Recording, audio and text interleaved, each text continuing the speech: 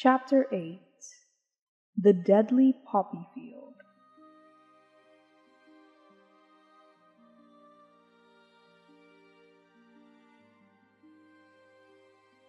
Our little party of travelers awakened the next morning, refreshed and full of hope. And Dorothy breakfasted like a princess, off peaches and plums from the trees beside the river. Behind them was the dark forest they had passed safely through, although they had suffered many discouragements. But before them was a lovely sunny country that seemed to beckon them on to the Emerald City.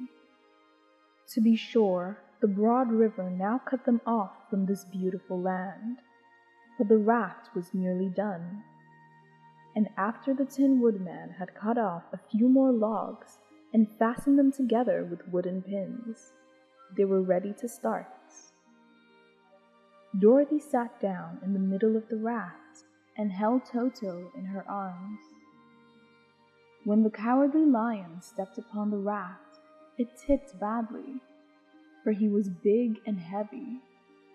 But the Scarecrow and the Tin Woodman stood upon the other end to steady it, and they had long poles in their hands to push the raft through the water. They got along quite well at first, but when they reached the middle of the river, the swift current swept the raft downstream, farther and farther away from the road of yellow brick, and the water grew so deep that the poles would not touch the bottom. "This is bad," said the Tin Woodman, "for if we cannot get to the land, we shall be carried away into the country of the Wicked Witch of the West, and she shall enchant us and make us her slaves." "And then I should get no brains," said the Scarecrow. "And I should get no courage," said the Cowardly Lion. "And I should get no heart," said the Tin Woodman. "And I should never get back to Kansas," said Dorothy. "We must certainly get to the Emerald City if we can," the Scarecrow continued, and he pushed so hard on his long pole that it stuck fast in the mud at the bottom of the river. Then, before he could pull it out again, or let go, the raft was swept away, and the poor Scarecrow was left clinging to the pole in the middle of the river. "Goodbye," he called after them, and they were very sorry to leave him. Indeed, the Tin Woodman began to cry, but fortunately remembered that he might rust, and so he dried his tears on Dorothy's apron. Of course, this was a bad thing for the Scarecrow. "I am now worse off than when I first met Dorothy," he thought. "Then I was stuck on a pole in the cornfield, where I could make believe scare the crows at any rate. But surely there is no use for a Scarecrow stuck on a pole in the middle of a river. I am afraid I shall never have any brains at all." Down the stream the raft floated, and the poor Scarecrow was left far behind. Then the Lion said, "Something must be done to save us. I think I can swim to the shore and pull the raft after me, if you will only hold fast to the tip of my tail." So he sprang into the water, and the Tin Woodman caught fast hold of his tail. Then the Lion began to swim with all his might toward the shore. It was hard work, although he was so big, but by and by they were drawn out of the current, and then Dorothy took the Tin Woodman's long pole and helped push the raft to the land. They were all tired out when they reached the shore at last, and stepped off on the pretty green grass. And they also knew that the stream had carried them a long way past the road of yellow brick that led to the Emerald City. "What shall we do now?" asked the Tin Woodman, as the Lion lay down on the grass to let the sun dry him. "We must get back to the road in some way," said Dorothy. "The best plan will be to walk along the riverbed until we come to the road again," remarked the lion. So, when they were rested, Dorothy picked up her basket and they started along the grassy bank to the road from which the river had carried them. It was a lovely country with plenty of flowers and fruit trees and sunshine to cheer them, and had they not felt so sorry for the poor scarecrow, they could have been very happy. They walked along as fast as they could, Dorothy only stopping once to pick a beautiful flower. And after a time, the Tin Woodman cried out, "Look!" Then they all looked at the river and saw the scarecrow perched upon his pole in the middle of the water, looking very lonely and sad. "What can we do to save him?" asked Dorothy. The lion and the woodman both shook their heads, for they did not know, so they sat down upon the bank and gazed wistfully at the scarecrow until a stork flew by, who upon seeing them stopped to rest at the water's edge. "Who are you, and where are you going?" asked the stork. "I am Dorothy," answered the girl, "and these are my friends, the Tin Woodman and the Cowardly Lion. We are going to the Emerald City." "This isn't the road," said the stork, as she twisted her long neck and looked sharply at the queer party. "I know it," returned Dorothy, "but we have lost the scarecrow and are wondering how we shall get him again." "Where is he?" asked the stork. "Over there in the river," answered the little girl. "If he wasn't so big and heavy, I would get him for you," remarked the stork. "He isn't heavy a bit," said Dorothy eagerly, "for he is stuffed with straw, and if you bring him back to us, we shall thank you ever and ever so much." "Well, I'll try," said the stork, "but if I find he is too heavy to carry, I shall have to drop him in the river again." So the big bird flew into the air and over the water till she came to where the scarecrow was perched upon his pole.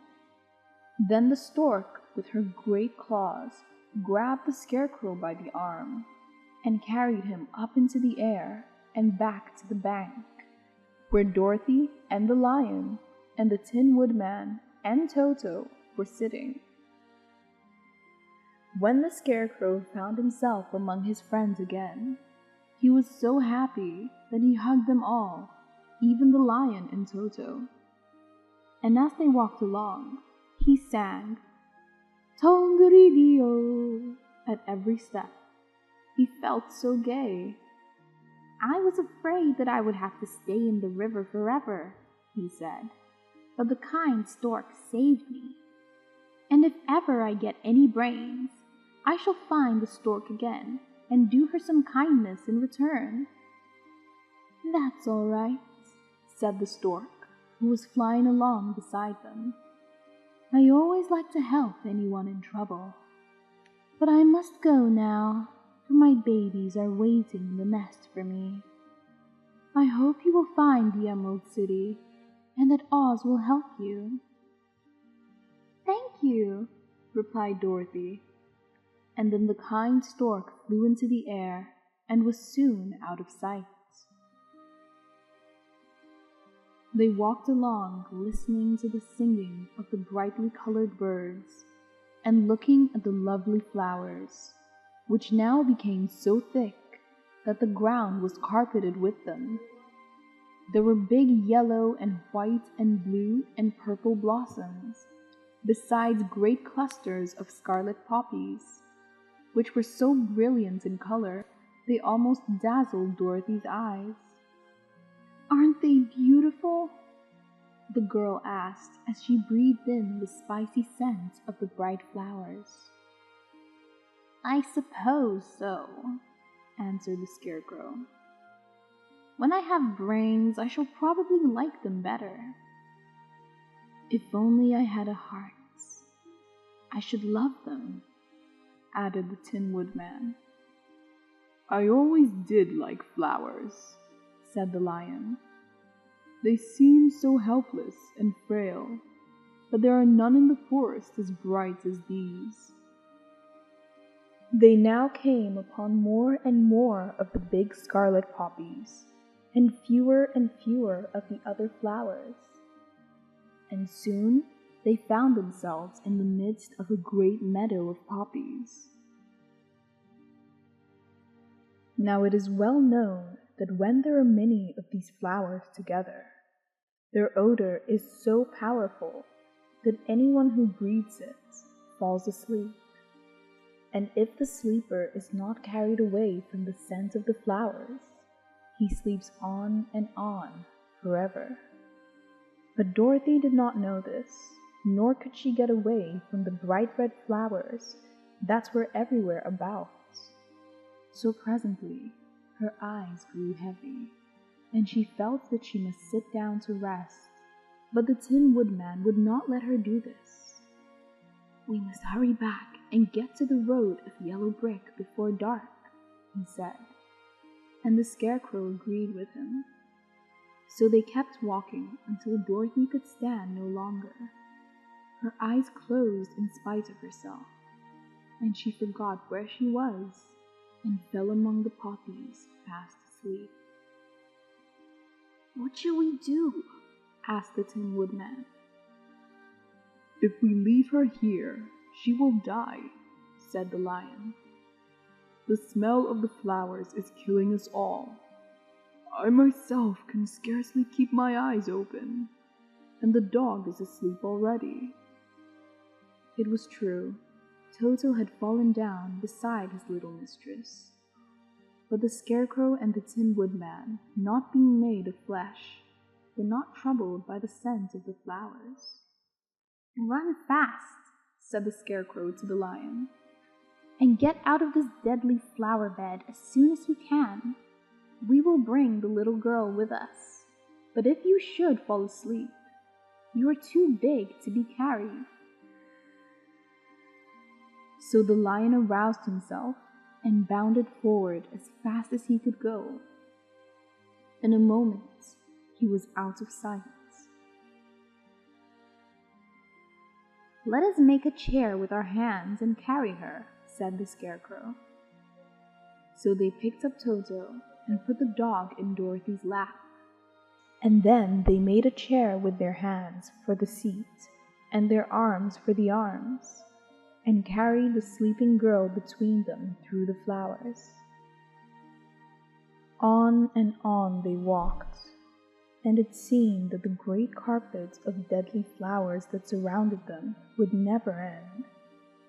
They followed the bend of the river, and at last came upon their friend the Lion, lying fast asleep among the poppies.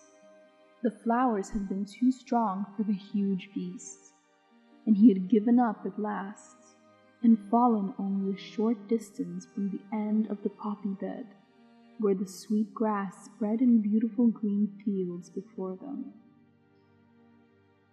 We can do nothing for him, said the Tin Woodman sadly, for he is much too heavy to lift. We must leave him here to sleep on forever. Perhaps he will dream that he has found courage at last. I am sorry, said the Scarecrow. The Lion was a very good comrade for one so cowardly. But let us go on. They carried the sleeping girl to a pretty spot beside the river, far enough from the poppy field to prevent her breathing any more of the poison of the flowers. And here they laid her gently on the soft grass, and waited for the fresh breeze to waken her.